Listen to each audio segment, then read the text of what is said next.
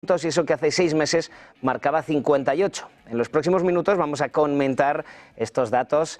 Hello, Konstantinos Panitsas, it's economist at of the Conference Board. Thank you for being with us today. Hello. Hello, thank you very much for having me. We have seen a drop in confidence and many challenges for the European markets. What are the principal conclusions of this paper?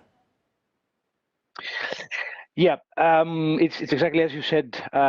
So the first thing we noticed is a decline in confidence. I think this shouldn't be taken as a big surprise. The reason why we're saying this is because, CEOs appear to be quite pessimistic about both the current and future economic conditions.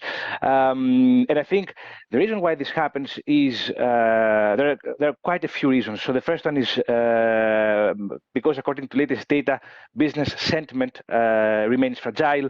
When it comes to consumer confidence and private spending, it hasn't caught up with expectations. At the same time, the export outlook is fragile, and of course, let's not forget that investments continue to fall across Europe. So these things are captured by our report, and perhaps the next big thing is, CEO's urgency for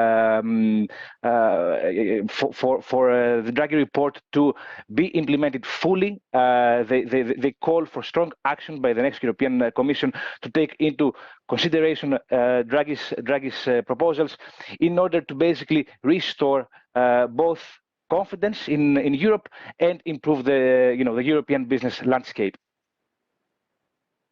Konstantinos, you have spoken about the Draghi report that is seen by most respondents as very positive for Europe, isn't it?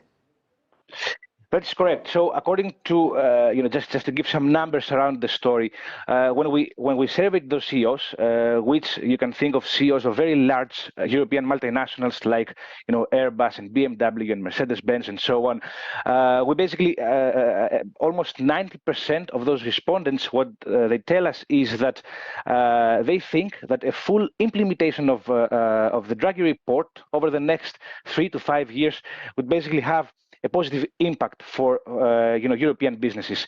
And what I think is even more important is to keep in mind that out of those 55 CEOs that participated in our survey, 80%, they also say that if the next European Commission fully implements those proposals over the next 3 years, this would be a very good reason to continue operating and continue expanding their businesses in Europe. Now, why this is very important as a finding? This is an important finding because a couple of years ago, in one of our previous surveys, what we had found out is that, and this was back after the announcement of the IRA Act by the Biden administration. So back then, a lot of European CEOs had expressed intentions to leave Europe and move operations to the US.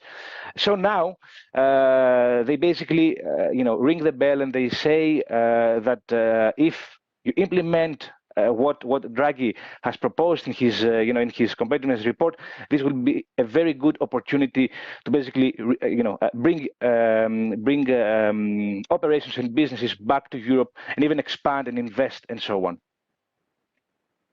About geopolitical risks, we are seeing a more fragmented world. What's your opinion on the effects that could have on the economy? Well, it's very true that this was one of the questions we had in the survey, right? And when we asked CEOs to tell us what they think would be, what are the biggest risks to their companies, the number one risk that came up was accelerating fragmentation around the world. And I think this makes a lot of sense. We have to keep in mind that a more fragmented world is likely going to impede trade. It's going to be more difficult for companies to invest because of uncertainties. It's going to be more difficult to have access to intermediate goods that is important for production of final goods and consumer goods and so on. So it makes sense. We have a very a case in point on that regard with all this mess that the Trump administration has caused because of the proposal of new tariffs, right? So we should expect, assuming that those geopolitical, fragmentations and challenges continue, it will definitely have an impact on the economy and on economic growth, particularly for Europe, given Europe comes from a more disadvantageous position compared to the US or even China. And of course, this is emphatically reflected on our latest survey.